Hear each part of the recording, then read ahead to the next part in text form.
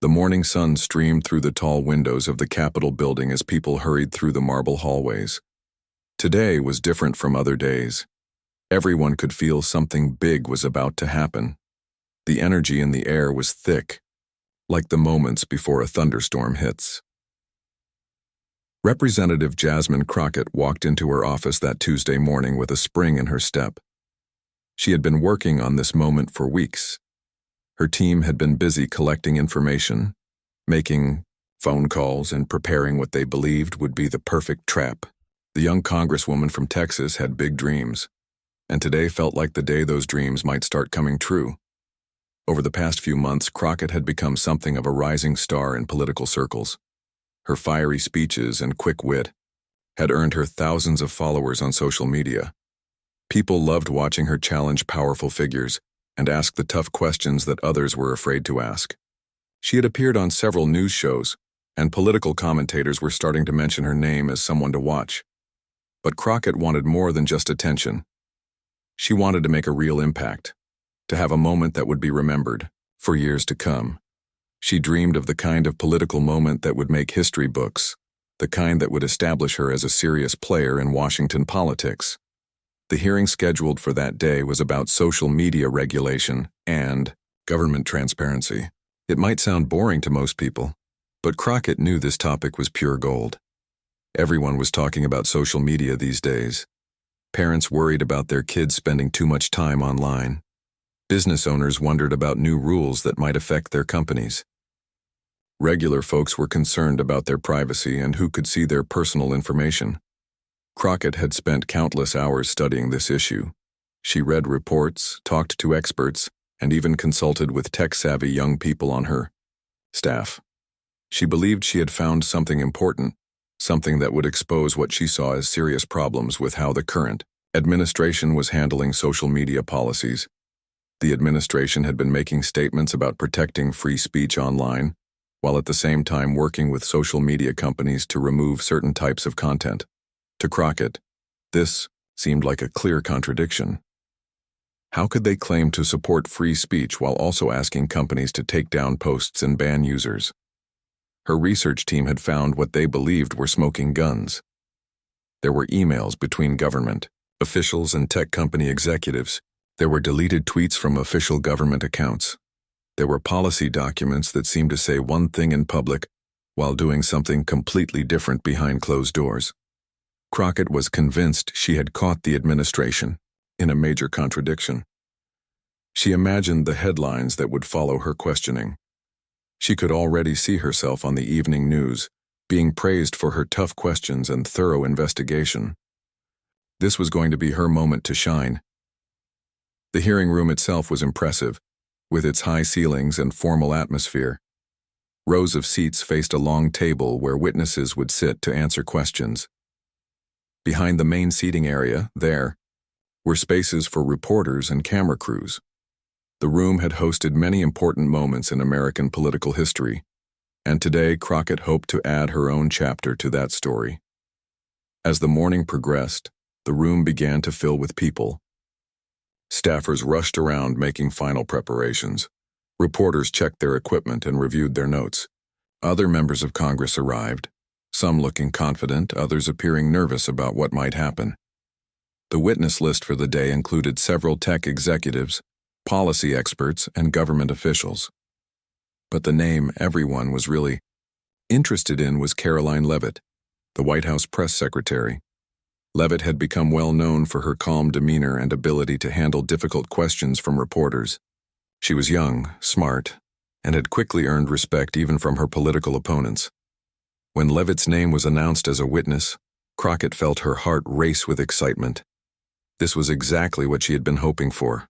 Going head-to-head with the White House press secretary would guarantee maximum media attention. If she could make Leavitt stumble or admit to administration mistakes, it would be front-page news. Crockett's staff had prepared thick binders full of documents, timelines, and carefully crafted questions. They had practiced the questioning session multiple times with different staff members playing the role of Leavitt. They tried to anticipate every possible answer and prepare follow-up questions for each scenario. The Congresswoman felt confident in her preparation. She had always been good at thinking on her feet, and her legal background had taught her how to build a case step by step. She planned to start with simple questions that seemed innocent, then gradually build toward the bigger accusations. By the time Leavitt realized what was happening, it would be too late for her to recover. As the hearing time approached, Crockett reviewed her notes one final time. She had highlighted the most important questions in bright yellow.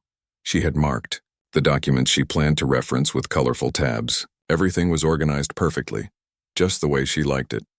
The strategy was simple but effective. She would begin by asking about the administration's stated commitment to free speech. She would get Leavitt to agree that free speech was important, and that the government should not interfere with people's right to express their opinions online. Then she would present evidence of times when the administration had done exactly that. Crockett had found examples of government officials contacting social media companies about specific posts. She had discovered internal emails discussing strategies for reducing the spread of certain types of information. Most importantly, she had identified what appeared to be a clear pattern of the administration saying one thing in public while doing something completely different in private. The young congresswoman was particularly excited about one piece of evidence. It was an email chain between a senior administration official and executives at a major social media platform. The emails seemed to show the government directly requesting that certain accounts be suspended and certain posts be removed. To Crockett, this was clear proof of government censorship.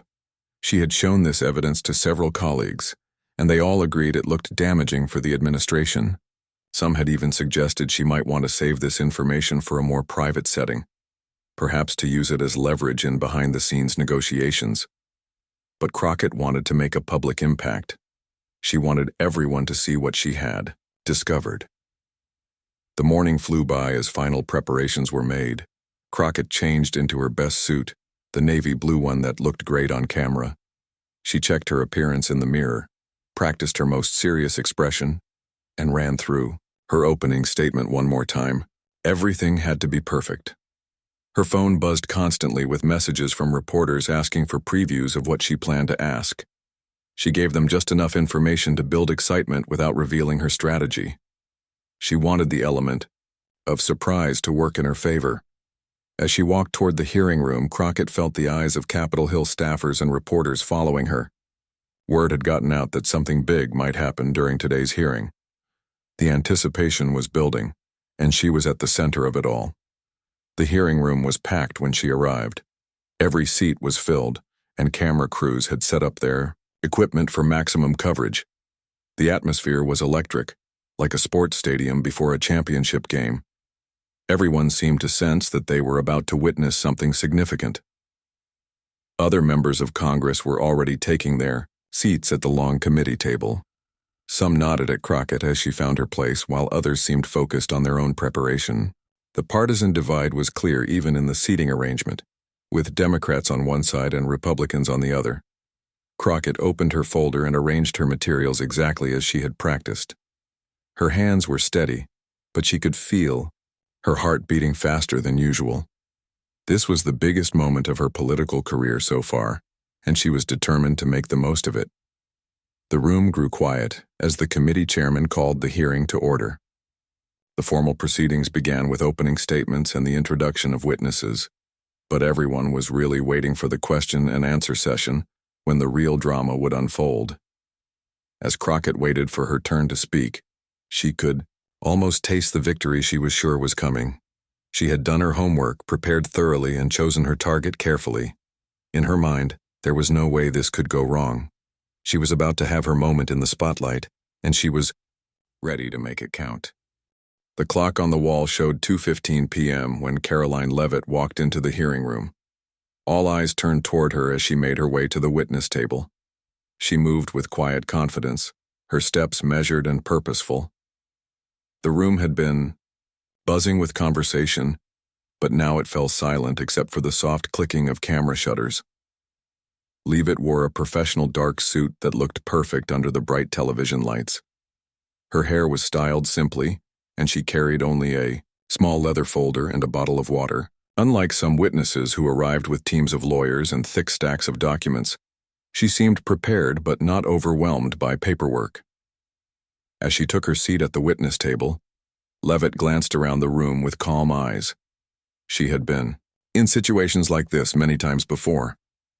As White House press secretary, she faced tough questions from reporters every single day. But this was different. This was Congress, and the stakes were higher. The committee chairman went through the formal process of swearing in the witness. Leavitt raised her right hand and promised to tell the truth. Her voice was clear and steady as she spoke the oath. There was no nervousness in her tone, no sign that she was worried about what was coming. Several committee members asked their questions first, before it was Crockett's turn. These early questions were mostly routine, covering basic policy positions and general administration views on social media regulation. Leavitt answered each one professionally, giving complete responses without seeming evasive or defensive. During these opening questions, Crockett watched Leavitt carefully. She studied her body language, listened to her tone of voice, and looked for any signs of weakness or uncertainty. Crockett had learned from her legal training that understanding your opponent was just as important as knowing your facts. What? Crockett observed both impressed and concerned her. Leavitt seemed completely at ease, answering complex questions about government policy with the confidence of someone who truly understood the subject matter. She spoke clearly, made eye contact with the questioners, and never appeared to be stalling for time or avoiding difficult topics. But Crockett remained confident in her preparation. The questions so far had been soft, easy ones that any press secretary should be able to handle. Crockett's questions would be different. She had specific documents, exact dates, and detailed evidence that would force Leavitt into a corner. When the committee chairman called her name, Crockett felt a surge of energy flow through her body. This was it. This was the moment she had been preparing for. She looked directly at Leavitt and began with what seemed like a simple question. Ms. Leavitt, would you agree that free speech is one of the most important rights protected by the Constitution? Leavitt smiled slightly and nodded. Absolutely, Congresswoman. The First Amendment is fundamental to American democracy, and this administration strongly supports the right of all Americans to express their views freely. Perfect, Crockett thought. She had gotten Leavitt to commit to supporting free speech, on the record. Now she could begin building her case. And would you also agree that the government should not be in the business of telling private companies what speech to allow or disallow on their platforms? Generally speaking, yes, Leavitt replied. We believe in free market principles and the right of private companies to make their own business decisions. Crockett felt her confidence growing. These answers were exactly what she had hoped for. Now came the harder questions, the ones designed to expose what she believed were clear contradictions in the administration's actions. She picked up her first document, holding it so the cameras could see it clearly. Ms. Leavitt, I'm showing you what appears to be an email from a senior administration official to executives at a major social media company. Are you familiar with this correspondence? Leavitt took the document and read it carefully. She spent longer than Crockett expected studying the paper, which made the Congresswoman feel even more confident. Clearly, this was evidence that Leavitt hadn't expected to see. I've seen this document before, yes, Leavitt finally answered. And doesn't this email specifically request that the social media company remove certain posts and suspend certain user accounts? It discusses concerns about misinformation, yes. Crockett's voice grew stronger, more accusatory. But Ms. Leavitt, didn't you just tell us that the government shouldn't be telling private companies what speech to allow or disallow? I believe there's an important distinction to be made here, Congresswoman. What distinction? Crockett pressed, leaning forward in her chair. Either the government is interfering with free speech or it isn't. You can't have it both ways. Leavitt remained calm, but Crockett noticed she took a sip of water before answering. Good, she thought. I'm making her nervous. The administration has always been clear that we work with social media companies to address genuine threats to public safety while respecting First Amendment rights. Crockett wasn't satisfied with that answer. She had more evidence, more documents. That would make it impossible for Leavitt to maintain this position. She reached for her second piece of evidence. Let me show you another document, Ms. Leavitt. This appears to be an internal government memo discussing strategies for reducing the spread of what the memo calls problematic content on social media platforms. Again, Leavitt studied the document carefully. The room was completely silent except for the soft hum of the air conditioning system. Everyone was focused on this exchange, sensing that something important was happening. "I'm familiar with this memo," Leavitt said. "And doesn't this memo specifically outline plans for the government to work directly with social media companies to limit certain types of speech? It outlines our approach to addressing misinformation that could harm public health and safety." Crockett's voice grew louder, more dramatic. "Ms. Leavitt, with all due respect, that's not what this document says. This document talks about coordinated efforts and systematic approaches to content removal. This is government censorship, plain and simple." The room was electric now. Reporters were typing furiously on their laptops. Camera operators zoomed in for close-up shots. Other committee members leaned forward in their chairs. This was exactly the kind of dramatic moment that Crockett had been hoping to create, but Leavitt still seemed calm. She set the document down carefully and looked directly at Crockett. "Congresswoman, I understand your concerns, but I think you may be misunderstanding both the legal framework we operate under and the specific timeline of events you're referencing." Crockett felt a small flutter of uncertainty, but she pushed it aside. She had one more piece of evidence, the strongest one of all. She reached for her final document with confidence. "Ms. Leavitt, let me show you what I consider to be the most damaging evidence of all." She held up a printed email chain. "This shows a direct communication between your office and social media executives, specifically requesting the removal of posts about a particular policy issue. How do you explain this?" Leavitt took the document and read it more carefully than the others. She flipped through several pages, studying dates and details. The silence in the room stretched longer than before. Crockett felt her heartbeat quickening. With anticipation, "Congresswoman," Leavitt finally said, "I need to ask you about the date on this email chain. You said this shows communication from my office, but the dates here are from before I was appointed to this position." Crockett felt a cold sensation in her stomach, but she pressed forward. "The specific person doesn't matter, Ms. Leavitt. This shows a pattern of government interference in free speech. But it does matter, Congresswoman, because accuracy is important when we're discussing government policy." Leavitt's tone remained professional, but there was something new in her voice now, a subtle strength that hadn't been there before. Crockett decided to go all in with her final accusation. She had been building toward this moment throughout her questioning, and she wasn't going to let concerns about minor details derail her big moment. "Ms. Leavitt, based on all this evidence, isn't it clear that this administration has been systematically working to suppress free speech on social media platforms while publicly claiming to support First Amendment rights? Isn't this administration guilty of the very censorship it claims to oppose?"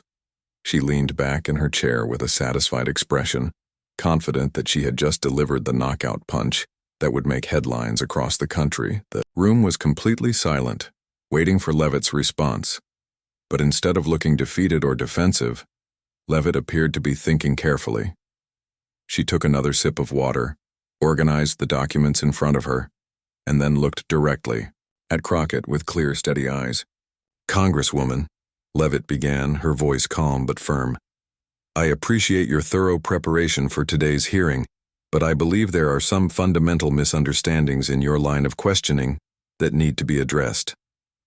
Crockett felt another flutter of uncertainty, but she maintained her confident posture. She had spent weeks preparing for this moment, and she wasn't going to let it slip away now.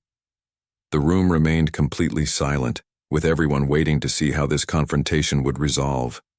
The tension was thick enough to cut with a knife, and both women seemed to understand that whatever happened next would likely define this entire hearing. Reporters had their fingers poised over their keyboards, ready to capture whatever came next. Camera operators adjusted their focus for the clearest possible shot. Even the other committee members seemed to be holding their breath. This was the moment of truth, and everyone in the room knew it.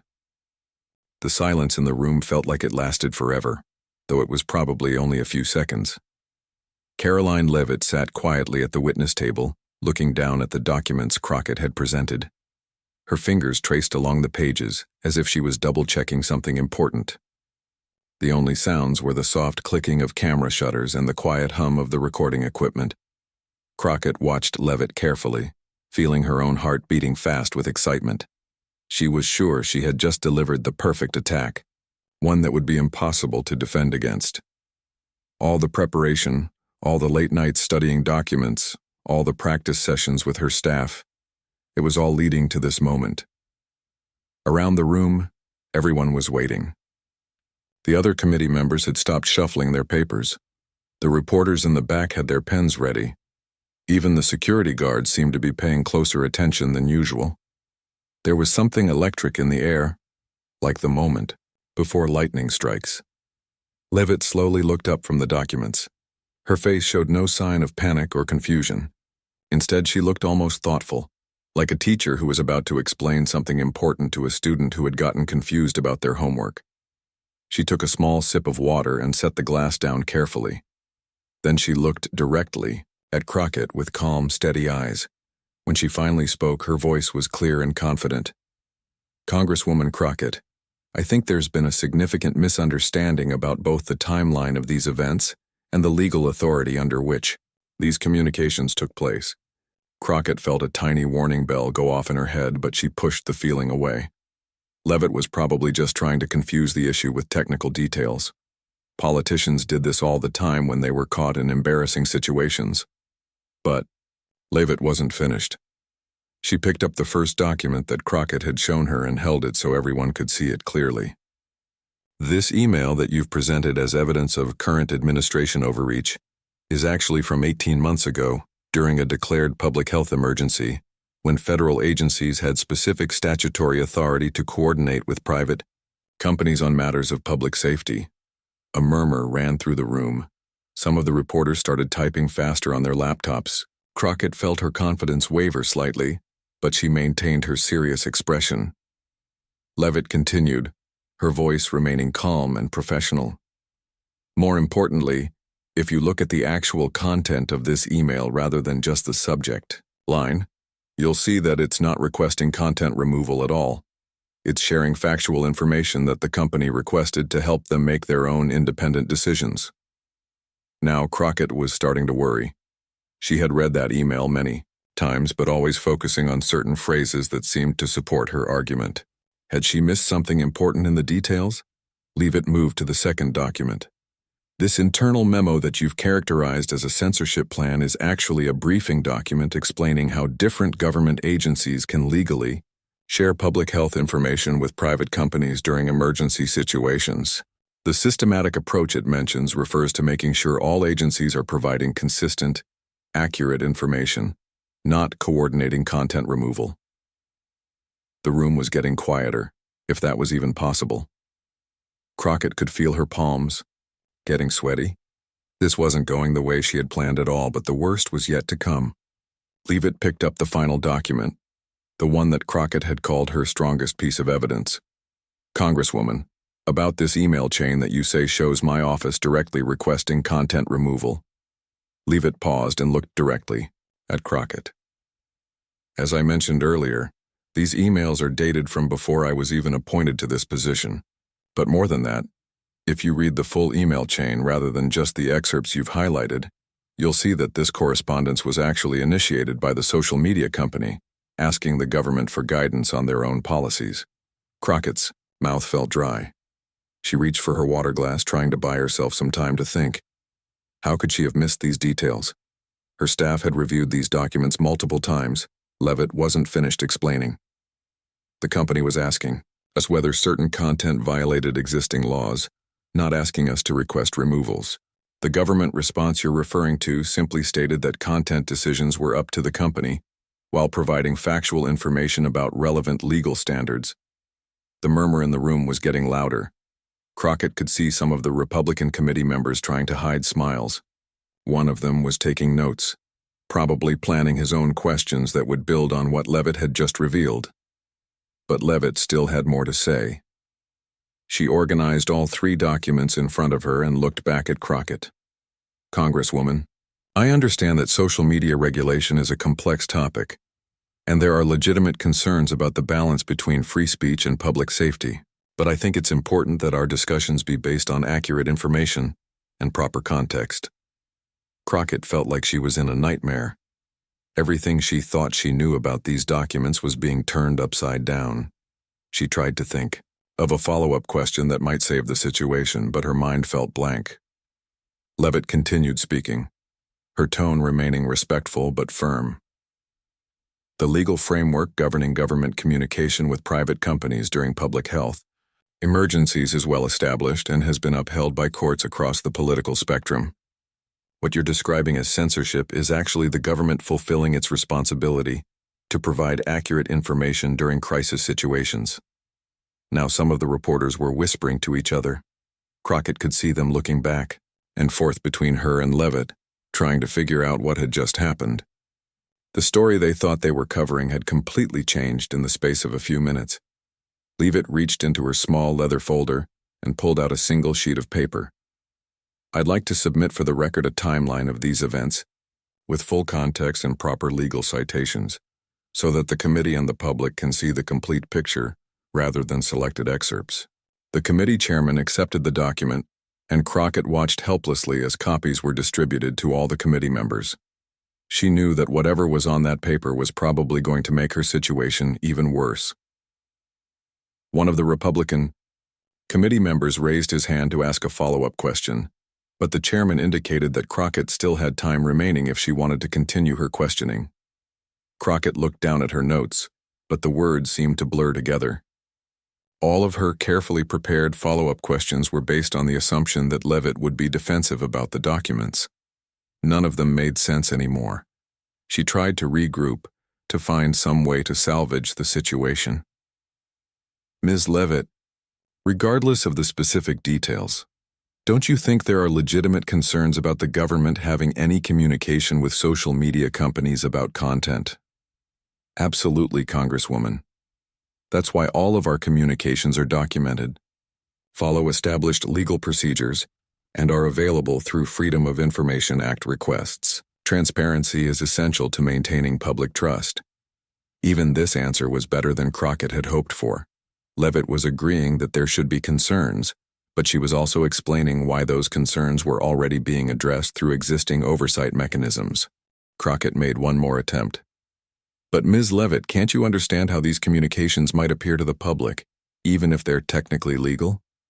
I absolutely understand that concern, Congresswoman, and I think it highlights the importance of having complete, accurate information rather than partial excerpts taken out of context.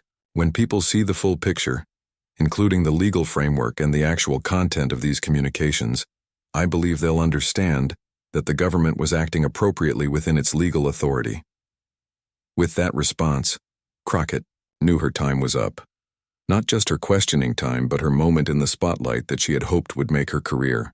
Instead of exposing government overreach, she had inadvertently demonstrated the importance of thorough research and understanding context before making serious accusations. The committee chairman announced that Crockett's time had expired, and she sat back in her chair feeling stunned. Around the room, she could see people processing what had just happened. The reporters who had been expecting to write about administration scandals were now typing stories about the importance of fact-checking and the dangers of political grandstanding. Some of her Democratic colleagues were looking at her with expressions of concern and disappointment. They had been hoping for a big moment that would energize their base and create problems for the administration. Instead, they now had to figure out how to distance themselves from questions that had backfired so completely. The Republican committee members, on the other hand, were barely containing their satisfaction. They had watched Crockett build up her attack for nearly 30 minutes, only to see it collapse completely when confronted with facts and proper context. But perhaps most importantly, the cameras had captured everything. The entire exchange would be available for anyone to watch over and over again. There would be no way to spin what had happened or claim that comments had been taken out of context. The video would speak for itself.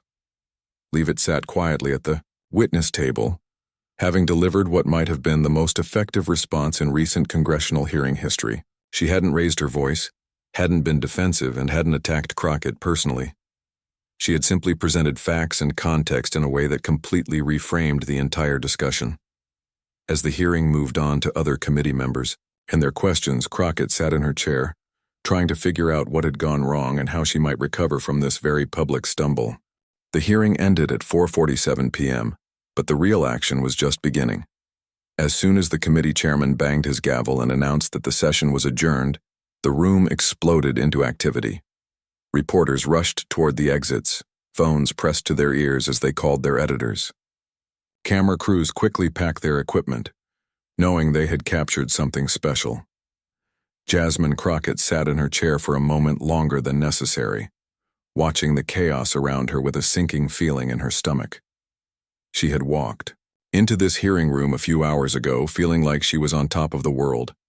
Now she felt like she had just been hit by a truck. Her chief of staff, a smart young woman who had been with her since the beginning of her congressional career, approached carefully. "Congresswoman, we should probably head back to the office and start working on our response." Crockett nodded slowly and gathered her papers. The thick binders that had seemed so impressive that morning now felt heavy and awkward in her hands. All that preparation, all those late nights, and it had all been for nothing. Worse than nothing, actually, because now she looked foolish in front of the entire country. As they walked through the Capitol hallways, Crockett could feel people staring at her. Some were trying to be polite about it, glancing away when she looked in their direction. Others were more obvious, whispering to their colleagues and pointing. She had wanted attention, and now she had it, but not the kind she had been hoping for. Back in her office, the phones were already ringing nonstop. Her communications director was fielding calls from reporters who wanted comments about what had just happened. Most of the questions were not the kind that any politician wants to answer. "Congresswoman, the Washington Post wants to know if you plan to apologize for the factual errors in your questioning," her communications director said, covering the phone with her hand. "CNN is asking whether you think this will hurt your chances for re-election," added another staff member. "And Fox News wants to know if you're embarrassed by how the hearing went." Crockett sank into her desk chair and put her head in her hands. This was supposed to have been her big break, her moment to shine on the national stage. Instead, it was turning into the worst day of her political career. Meanwhile, across town, Karoline Leavitt was having a very different kind of afternoon. She had returned to the White House feeling satisfied with how the hearing had gone, but she hadn't expected the reaction to be quite so intense. Her phone started buzzing with calls and text messages almost immediately. Republican politicians were praising her performance. Conservative commentators were calling it a masterclass in how to handle hostile questioning. Even some Democrats were privately admitting that she had handled the situation professionally. The White House communications team was thrilled. They had been expecting a difficult news cycle based on Crockett's pre-hearing statements to the media. Instead, they now had footage of their press secretary calmly and effectively defending the administration's policies with facts and clear explanations. By 6 p.m., video clips of the exchange were already going viral on social media. The most popular clip showed the moment when Leavitt explained the timeline issues with Crockett's evidence, followed by the Congresswoman's stunned reaction. It had been viewed hundreds of thousands of times in just the first hour. The hashtag #CrockettFail started trending on Twitter, much to the horror of Democratic political strategists. Republican social media accounts were sharing the clips with captions like, "This is what happens when you don't do your homework," and "Facts don't care about your political ambitions." But the social media reaction was just the beginning. By the evening news broadcasts, the story had become a major talking point on every network. Political analysts were dissecting what had gone wrong with Crockett's questioning and praising Leavitt's response. On one cable news show, a former Democratic campaign manager shook his head sadly as he watched the clips. "This is political communications 101, he said. "You never ever go into a hearing like this without being absolutely certain of your facts. Crockett's team failed her badly here." A Republican strategist on the same panel was less sympathetic. This wasn't just poor preparation. This was political grandstanding at its worst. She was more interested in creating a viral moment than in actually understanding the issues she was supposed to be investigating. The late-night comedy shows were even less kind. Talk show hosts played the clips for laughs, with one comedian joking, "I haven't seen someone get schooled this badly since my third-grade teacher caught me trying to turn in my older brother's homework." Crockett tried to avoid watching the Yo East coverage, but it was impossible to escape. Her staff kept getting calls from reporters wanting her reaction to various comments and analyses. Each call seemed to make the situation worse. The next morning brought no relief. The story was front-page news in newspapers across the country. "Congressman's hearing backfires spectacularly," read one headline. "When political theater goes wrong," said another. The photos accompanying the articles showed Crockett looking confused and defeated, while Leavitt appeared calm and professional. Political blogs were having a field day with the story. Conservative sites were using it as an example of Democratic incompetence and media bias. Liberal sites were trying to minimize the damage, but even they had to admit that Crockett had made serious mistakes. More damaging were the think pieces that started appearing in major publications. Political scientists and former government officials wrote detailed analyses of what had gone wrong and what it meant for political discourse in general.